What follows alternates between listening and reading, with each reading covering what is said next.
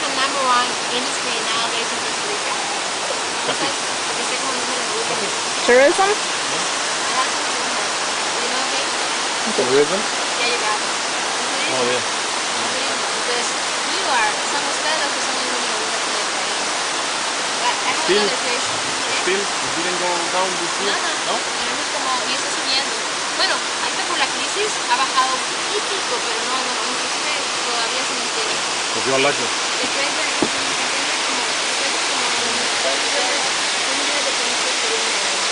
There are like 2 million tourists coming year round, so that's why tourism is the industry, the number one industry in Costa Rica.